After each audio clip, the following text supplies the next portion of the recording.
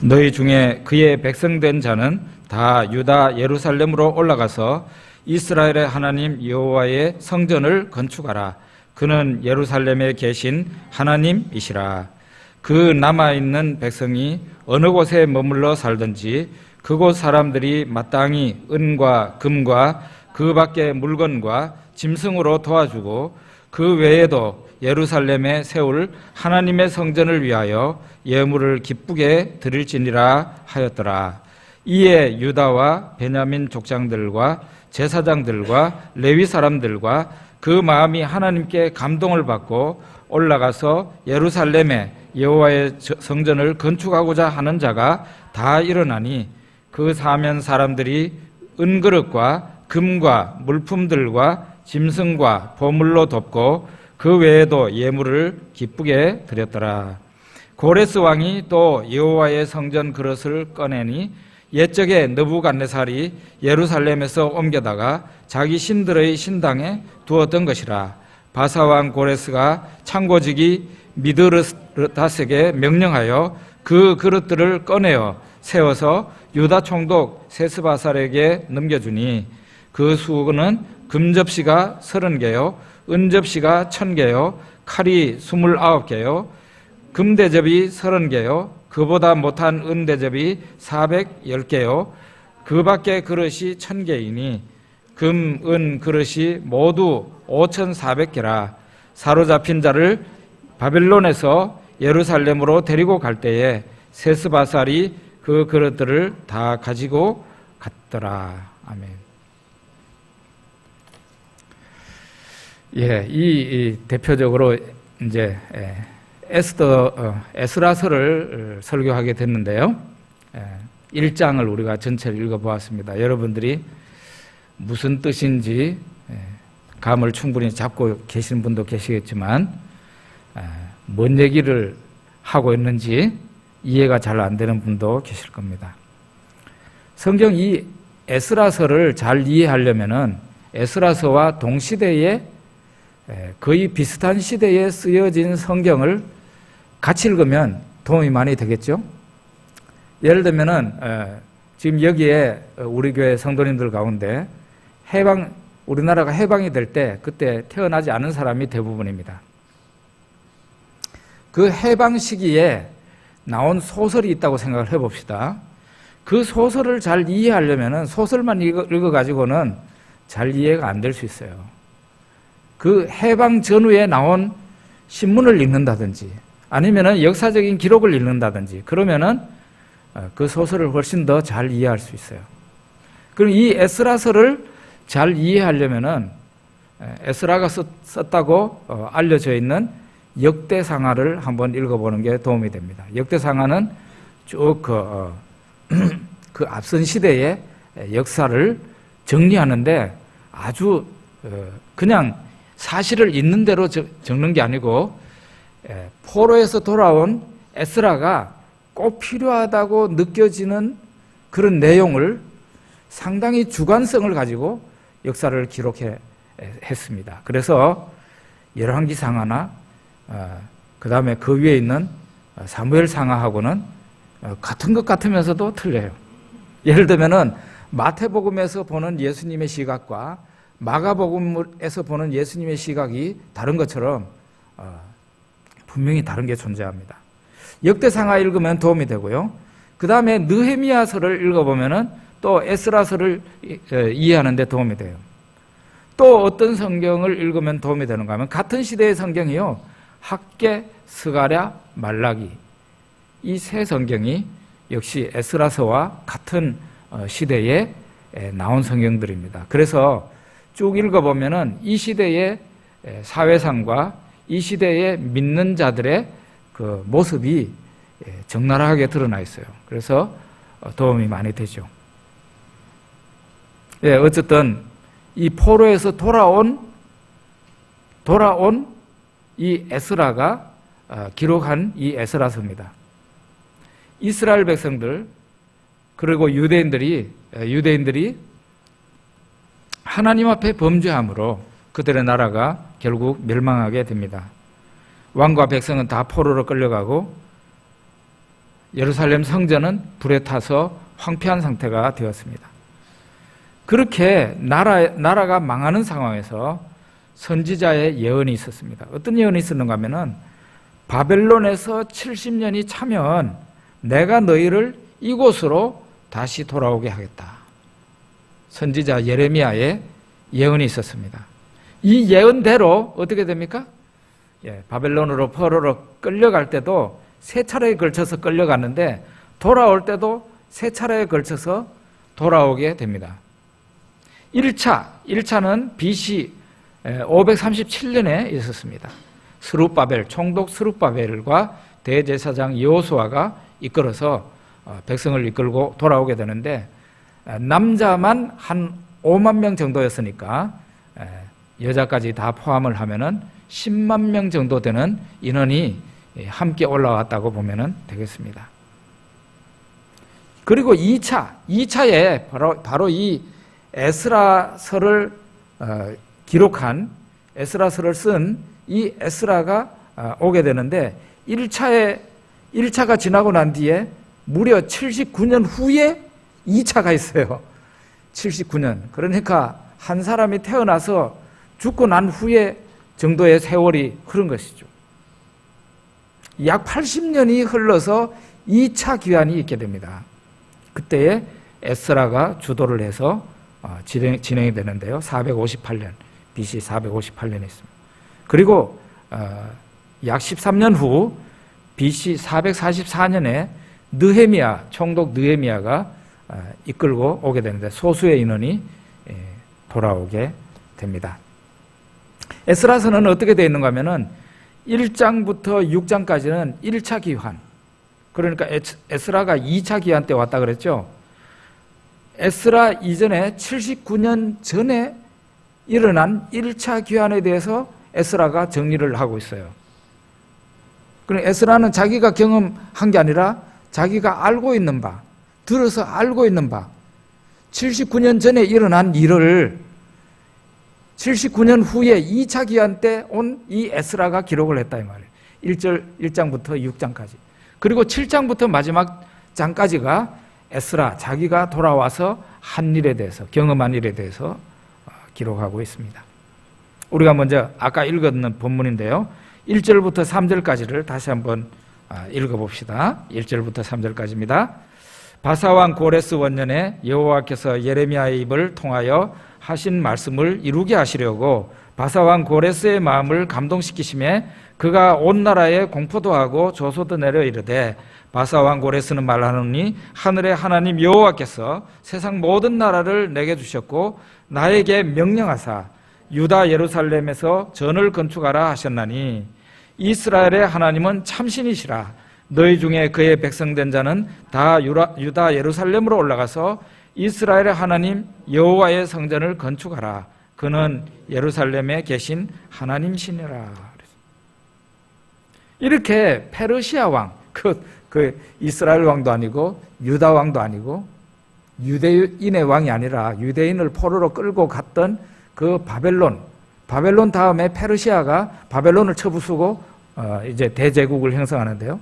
페르시아의 왕 고레스라는 대왕이 이스라엘의 하나님은 참신이라고 하면서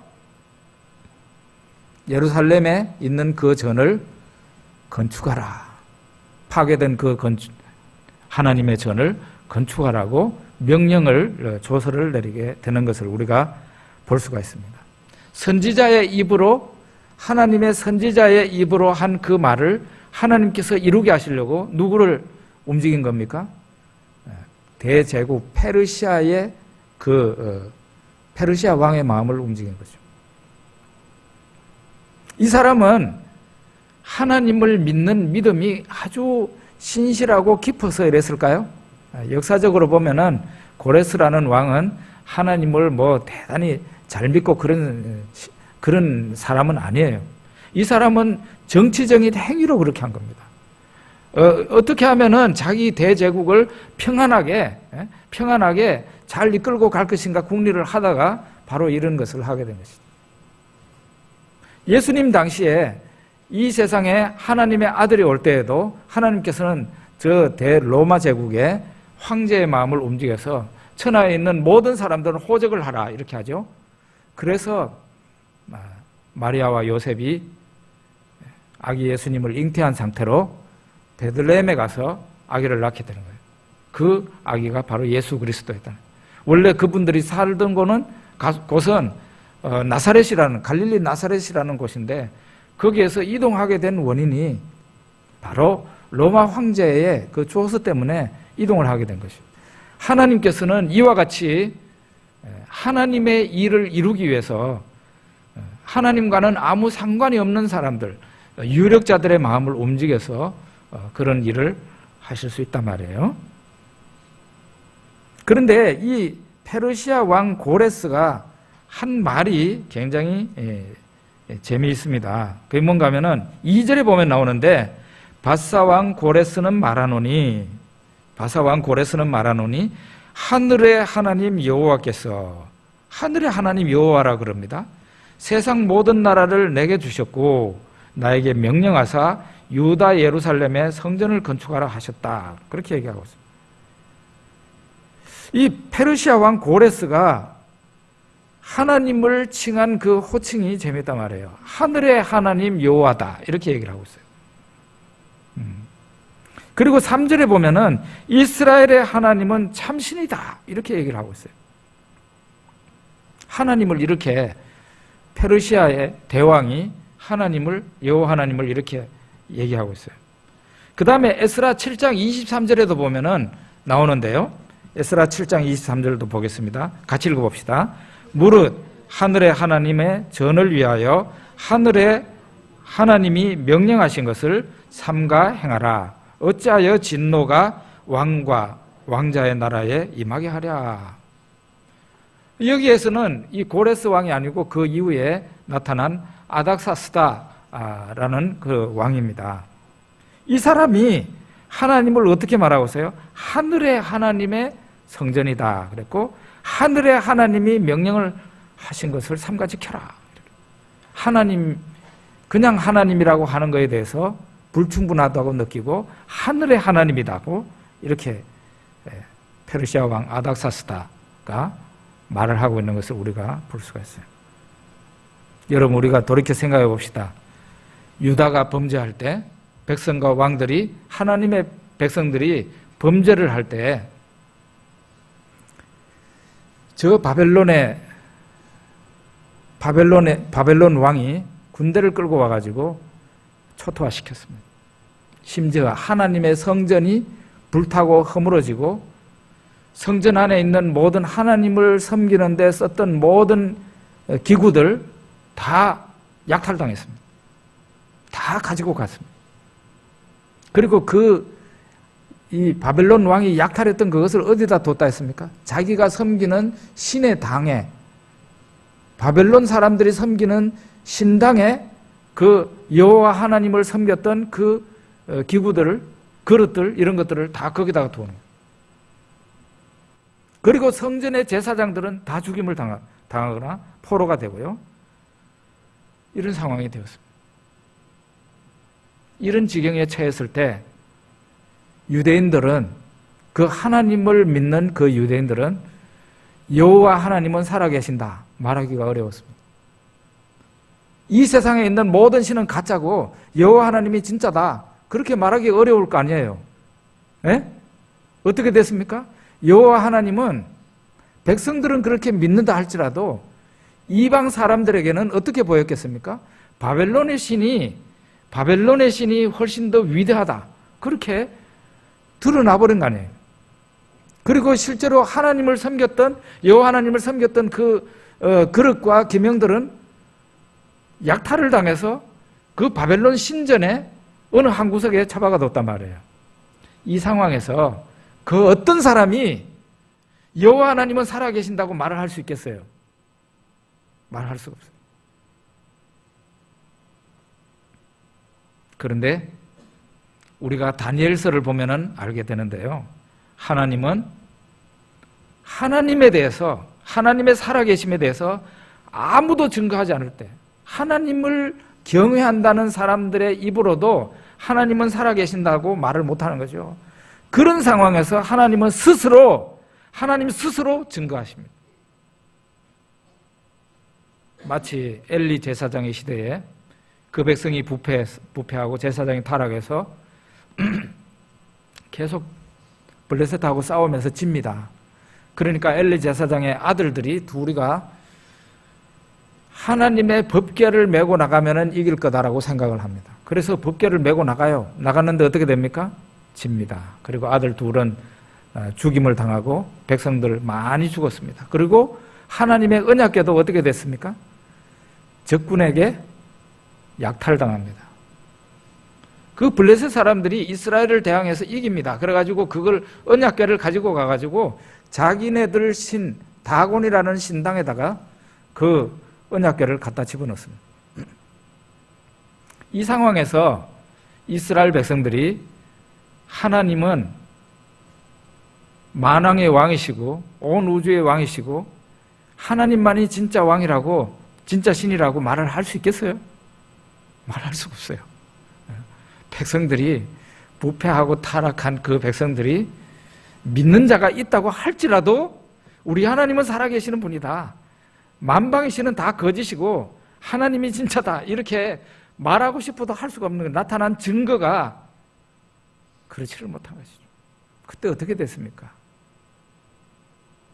아무도 여호와 하나님은 온 우주의 신이시다는 것을 말할 수 없을 때 하나님이 친히 블레셋 사람들을 케어시키지 않습니까? 하나님의 언약궤가 가는 곳마다 블레셋 사람들이 저항을 당하죠. 그래서 나중에는 할 수 없이 우리는 이 신을 감당할 수 없다 해가지고 이스라엘 땅으로 올려보내지 않습니까? 바로 이와 같은 현상이 이 페르시아 왕 고레스의 시대에 아닥사스다 왕의 시대에 일어난 것이죠. 하나님은 친히 자신의 사심을 나타내신다. 이거예요.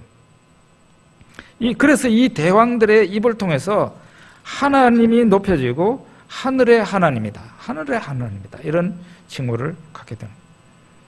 이렇게 해서 고레스 왕의 칙령에 의해서 1차 포로 귀환이 이제 이루어지게 됩니다. 그 목적은 성전 건축이에요. 고레스가 그랬잖아요. 올라가서 성전을 건축하라고. 파괴된 성전을 다시 재건하라고. 그렇게 해서 유대인들 5만 명이 돌아오게 됩니다. 그 내용이 1장부터 6장까지에 걸쳐서 나오는 거예요. 이 사람들이 와가지고 제일 먼저 한 일이 무엇입니까? 에스라서 3장 3절에 보면 나오는데요. 에스라서 3장 3절. 그게 보면은 우리 읽어봅시다. 무리가 모든 나라 백성을 두려워하여 제단을 그 터에 세우고 그 위에서 아침 저녁으로 여호와께 번제를 드리며 이렇게 돌아온 사람들이 자기네가 돌아오고 난 뒤에 곧바로 착수한 것이 하나님의 성전터에 가가지고 성전터에 가서 제단을 세워놓고 거기에서 아침 저녁으로 제사를 드렸다, 예배를 드렸다. 그렇게 해요. 제일 먼저 착수한 일이 뭐예요? 예배 회복이었어요. 그 땅에서 그 하나님께 드리는 예배, 제사가 폐지된, 중지된 그 땅에서 다시 하나님 앞에 그 땅에서 예배를 드리기 시작한 겁니다. 그리고 에스라서 3장 8절에 보면은 성전 건축을 재개하게 됩니다.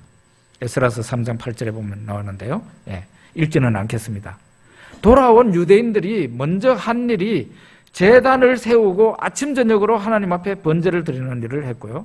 두 번째로는 곧바로 성전 재건에 착수하게 됩니다. 그 땅에서 예배를 회복하기 위해서 성전을 건축하기 시작한 거죠. 이 일에 누구가 함께 했어요? 총독 스룹바벨과 대제사장 여호수아가 이 일을 주도해서 하기 시작한 거죠. 자, 그러면은 우리가 에스라서를 쭉 읽어보면 나오는데요. 이 사람들이 성전 건축을 시작하고 술술술술 잘 풀려갔을까요? 잘 풀려가지는 않았어요. 성전 건축을 하면서 이제 기초 공사를 어느 정도 마쳤을 때에 그 지방에 원래부터 있었던 사람들, 그 사람들은, 유대인들은, 웬만한 사람들은 다 끌려가고 거기에 남아있는 사람은 어떤 사람들이었는가 하면은 아수르하고 바벨론 그 제국에서 저 다른 지역에 살던 사람들을 거기다가 데리고 와서 살게 했어요. 그러니까 유대인들도 아니고 신앙이 이상한 사람들이죠. 예수님 시대에 어떤 사람들이에요? 사마리아 사람들입니다. 바로 그 사람들이 이 성전 공사를 방해합니다. 이 사람들이 고관들에게 뇌물도 주고 또 페르시아 왕에게 편지도 보내고 이렇게 해가지고 이 사람들 성전 건축하면은 나라가 단단해져 가지고 결국은 당신의 나라를 대적하고 독립하게 될 겁니다 하는 식으로 편지를 올려서 결국은 이 성전 공사를 중지시킵니다. 그렇게 해서 약 15년 이상이 성전이 지어지지 못하고 중간에 그냥 기초공사만 하고 중지가 되는 것이에요. 저는 이런 부분을 보면은 의문이 생겨요. 여러분은 의문이 생기지 않습니까, 혹시?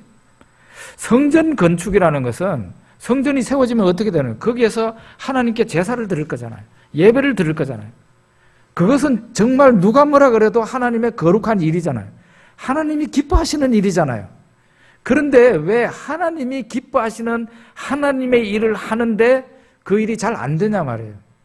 왜 중지가 되냐. 하나님의 일이니까 하나를 생각하면 열이 되고 팍팍 나가야 될 거 아니에요. 순조롭게 돼야 될 텐데 왜 하나님의 일인데 이런 중간에 장애물이 생겨서 15년 이상이나 건축을 더 못하게 되고 이런 낭패를 당하냐 이 말이죠.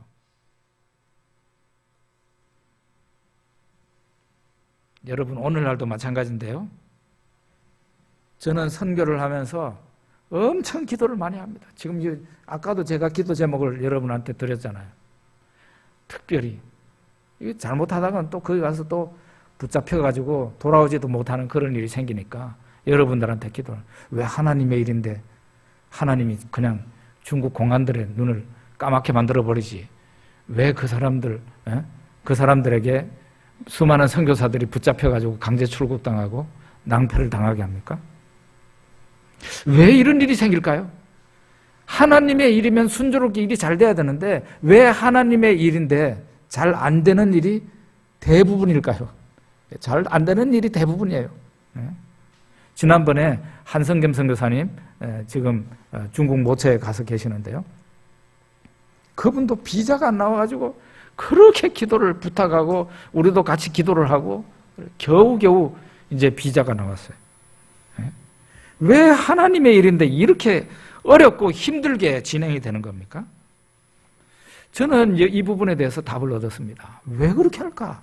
처음에는 이해가 안 됐어요. 왜 그럴까요? 하나님은 결과보다 과정을 중요하게 생각하시는 분이에요. 그것밖에는 답이 없어요.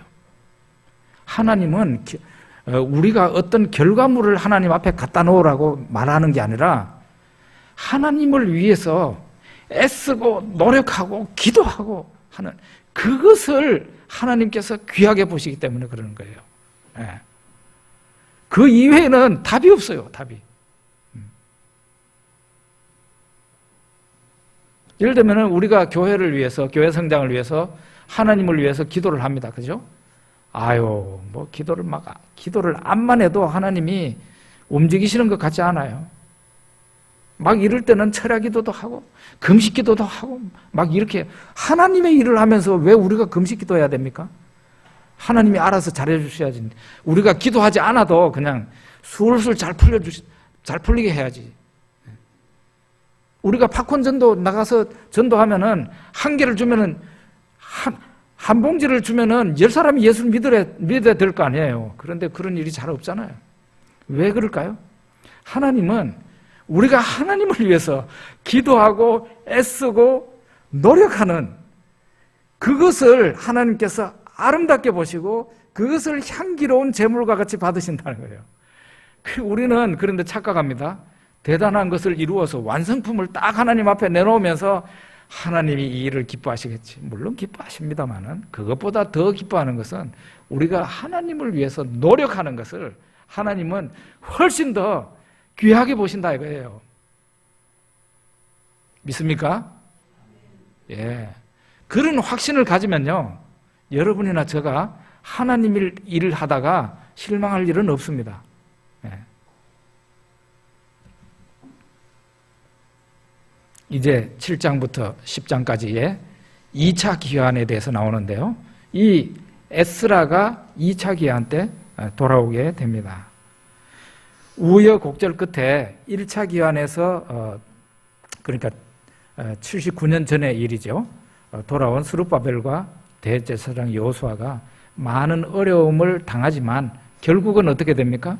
성전 건축을 재건을 완료합니다. 완료합니다.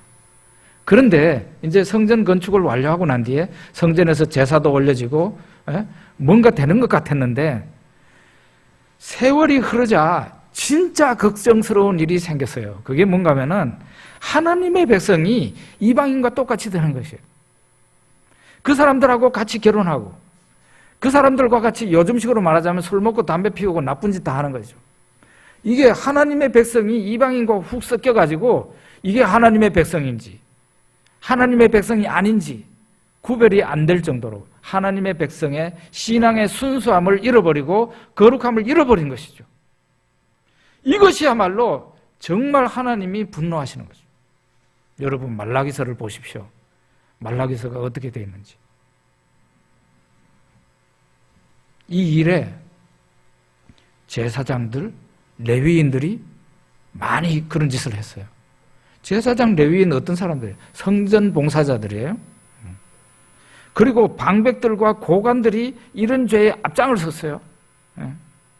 좀 이름 났다는 사람, 높은 사람들은 전부 다 이런 짓을 했어요. 이런 것을 보면은 이 심각함이 어느 정도였는지를 잘 알 수 있어요. 여러분, 우리 한국 교회의 위기가 무엇입니까? 전도가 잘 안 되는 것이라고요? 전도가 왜 안 되는 겁니까? 세상 사람들이 교회를 볼 때 존경하는 마음이 없으니까 전도가 안 되는 거예요. 신비스러운 게 없으니까 전도가 안 되는 거예요. 그럼 왜 교회가 신비스럽지 못하고 일반 사람들의 주목을 못 끌고 존경을 왜 못 받는 겁니까? 그거는 교회에 세속합니다. 이 목회자들과 성도들이 일반 사람들과 똑같아졌어요. 그래 놓으니까 교회 가봤자 나쁜 인간이 변화되는 게 아니고 똑같더라. 목사도 뭐 똑같네 뭐. 이런 얘기를 하면서 교회를 오고 싶은 마음이 안 생기는 것이죠. 세속화라는 거. 교인이 세상 사람들과 똑같이 되는 이것이 가장 큰 위기예요.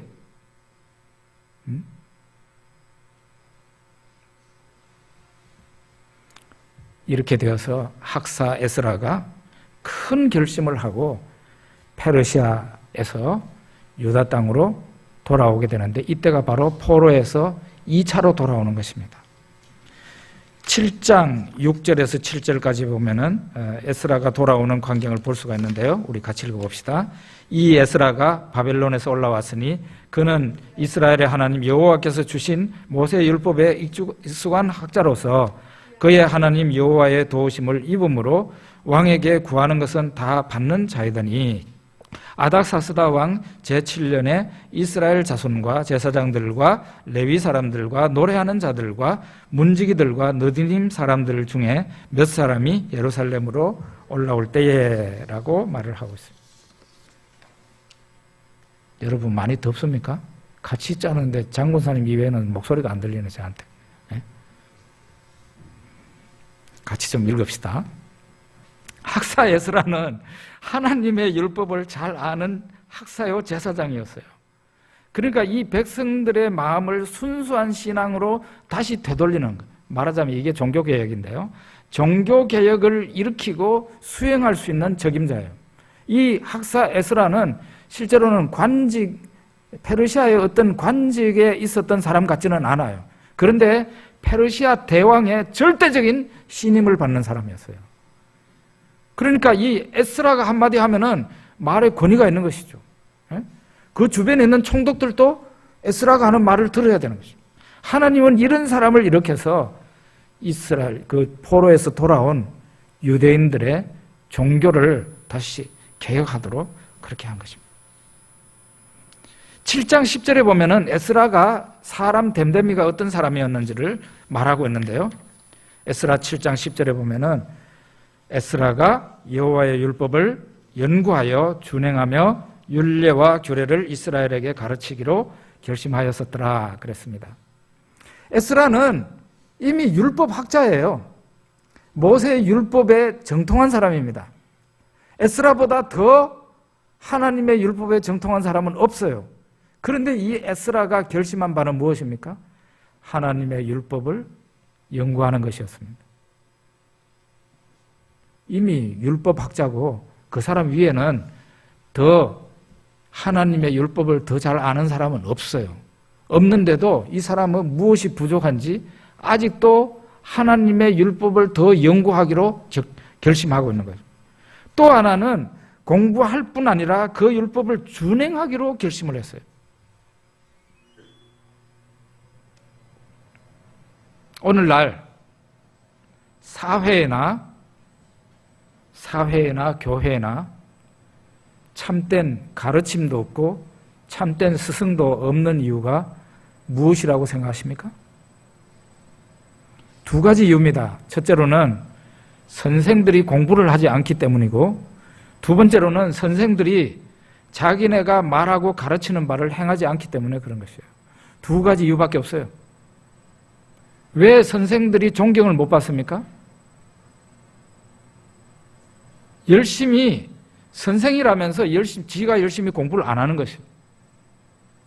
또 하나는 자기가 가르치고 사람들에게 말하는 바를 자기가 안 지켜.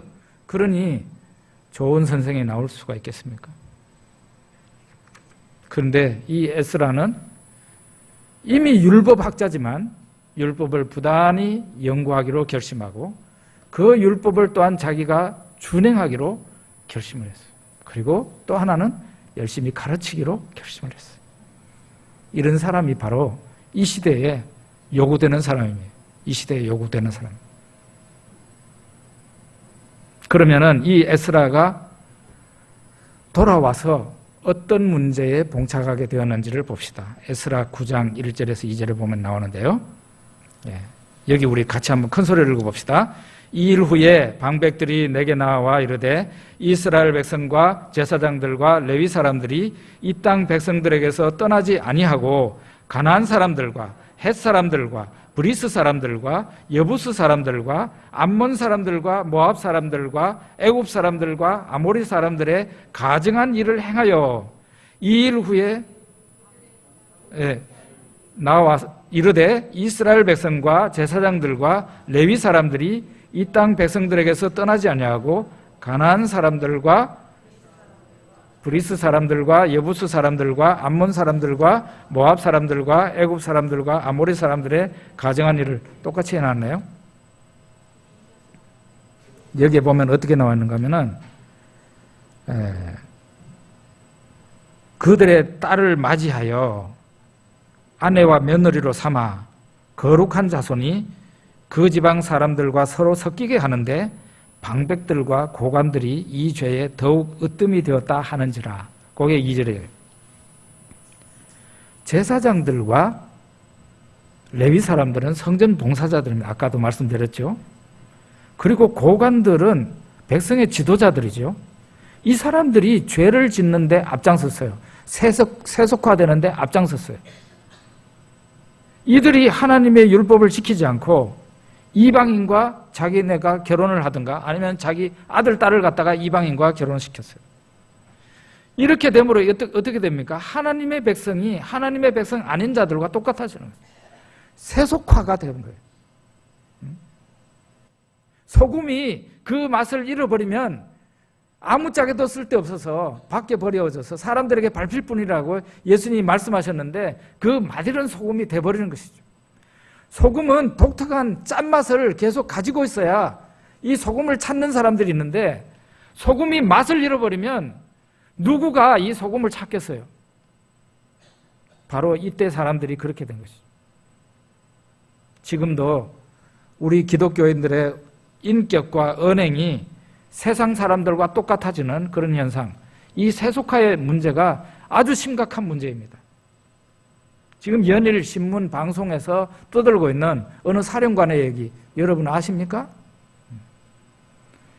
교회에서 중직자입니다. 두 분이 다 충성된 사람으로 알려져 있는 사람들입니다. 그분들이 교회 가면 목사님이 쫓아나와 벗은발로 쫓아나와서 아이고 사령관님 오셨습니까? 이렇게 할 사람들이란 말이에요. 새벽기도도 다녔다니까 대단한 사람들이잖아요.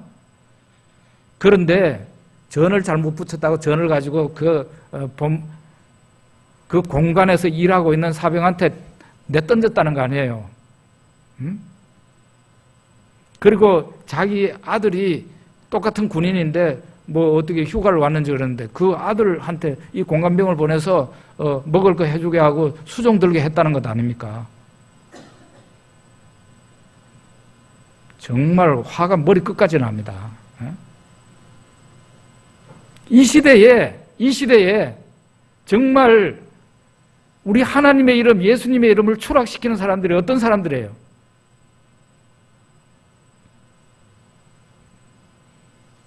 큰 교회 목사님들 가운데 많아요. 예수를 믿는다면서 나라에 고위직에 있는 사람들이 많습니다. 장성들이 많습니다. 돈 많은 교인들이 바로 세속화에 앞장서 있는 것은 옛날이나 지금이나 비슷하다는 거죠. 이와 같이 하나님의 명예가 추락하니 하나님께서 진노하실 수밖에 없는 것이죠. 이런 것을 안 에스라는 어떻게 대응을 합니까? 시간이 없어서 제가 그냥 말씀을 드릴게요. 에스라 10장 1절에 보면은 에스라와 뜻을 같이 한 백성들은 울면서 죄를 자복합니다. 성전 앞에 엎드려서 울면서 기도하면서 죄를 자복합니다. 그랬더니 많은 백성들이 크게 통곡을 했다 그랬어요. 많은 백성이 따라서 크게 통곡을 했어요. 이스라엘 백성 중에서 백성의 남녀와 어린아이의 큰 무리가 함께 그 앞에 모였던 어린아이들까지 와가지고 에스라가 회개하는 그 현장에 와서 같이 통곡을 하고 있었어요. 이것은 에스라 본인이 그런 죄를 저지르지는 않았지만 에스라는 자기 공동체 안에서 어떤 사람들이 저지른 죄를 자기의 죄와 똑같이 인식하는 공동체적 인식을 하고 있는 겁니다. 이게 바로 성경적이에요. 나는 한국교회 타락한 목사, 타락한 어떤 사람들의 그런 모습을 나는 그런 죄를 저지르지 않았으면 나는 떳떳합니다. 그렇게 말할 수 없다는 것이죠. 그들은 우리의 지체라는 거예요. 한국교회는 우리의 공동체예요. 왜 우리들에게는 이와 같은 통곡이 안 나오는 것입니까? 성경을 잘못 이해해서 그런 거죠. 성경에서 하나님은 공동체적으로 우리를 보시는 거죠. 아간 한 사람의 범죄 때문에 그 가나안 땅에 여호수아와 이스라엘 백성 전체가 다 아이성 전투에서 혼쭐이 나고 사람들이 많이 죽었지 않습니까? 아간 한 사람의 죄 때문에. 그 사람의 죄는 그 사람만 벌을 받으면 되는 것이지 왜 이스라엘이 벌을 받는 겁니까? 하나님은 공동체적으로 우리를 보는 것이에요.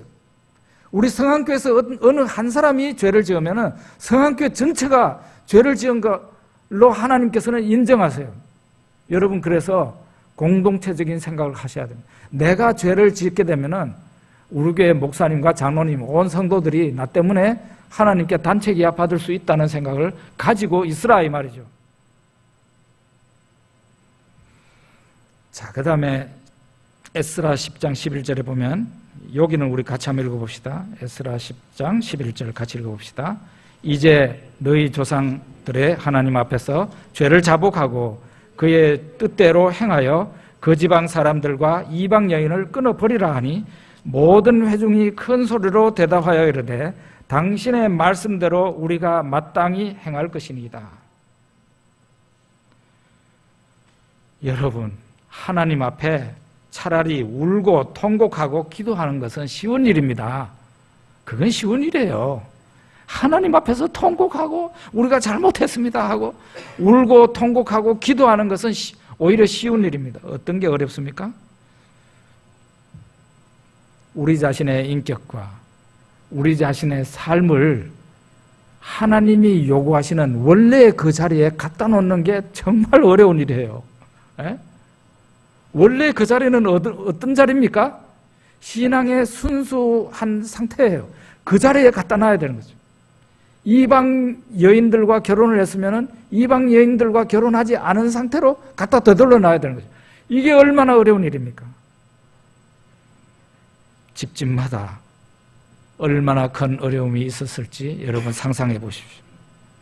사랑하는 아내와 사랑하는 남편과 결별해야만 합니다. 아들, 딸, 며느리, 손자, 손녀와 결별해야 됩니다. 집집마다 대성통곡이 일어났을 거예요. 대성통곡.